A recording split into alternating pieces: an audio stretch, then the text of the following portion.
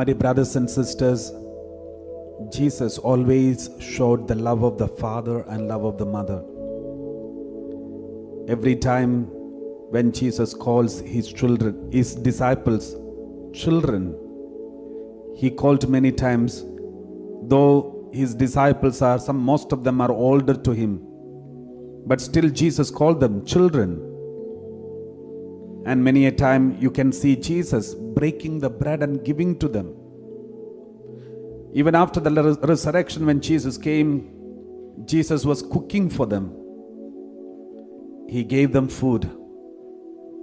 Even when the people were starving, they were hungry, Jesus multiplied bread and gave it to all of them. A maternal love you can see here. You can also see the paternal love.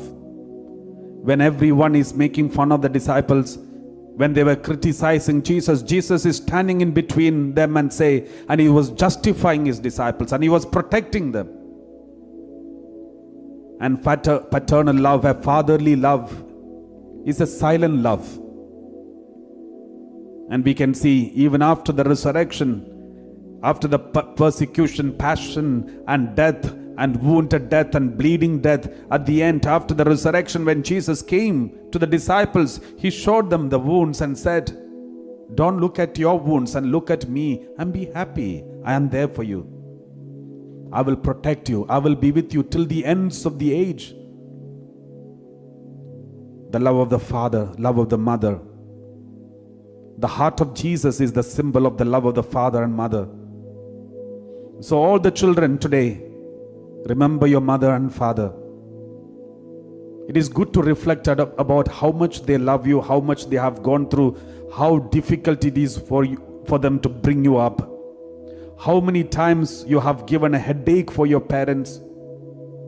I remember when I was small, at home I have given a lot of headache for my mom and dad, especially for my mom.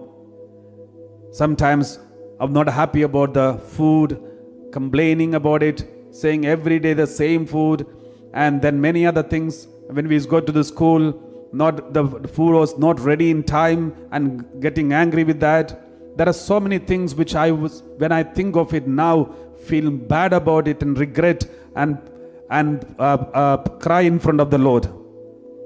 My dear brothers and sisters, the children who are attending this live streaming today, if you are there listening to me, it is good to rectify it now before you rectify when you are in old age.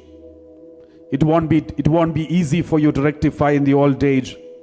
Rectify it now and see and appreciate the love of your father and love of your mother, their hard work, their struggles, their pain and their sorrow, and the way they were trying to make you happy, even when they are not happy.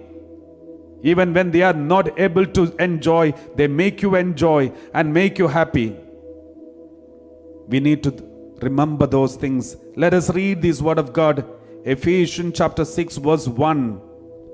Ephesians chapter 6 verse 1. Let us read this word of God. Children, obey your parents in the Lord, for this is right.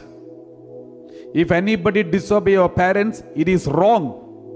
Bible says very clearly, for any purpose, if you disobey your parents, it is wrong. Because Bible says, children, obey your parents in the Lord, for this is right. Verse 2. Honor your father and mother. This is the first commandment with a promise. You know, all the other commandments, if you take all the commandments, it is said, do this, don't do that, don't do that. But there is no promise attached to it. But in this commandment, there is a promise. Honor your father and mother, you will be blessed. There is a promise.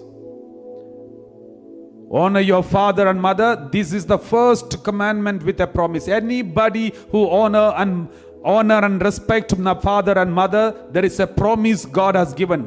Verse 3. So that it may be well with you and you may live long on the earth. You're happy. You will have even if you are living for some time or long time, you will have a happy life on this earth if you have honored and respected your parents. This is the only commandment with a promise. My dear brothers and sisters, my dear children, pray for your parents and consecrate your parents to the Sacred Heart of Jesus on this day.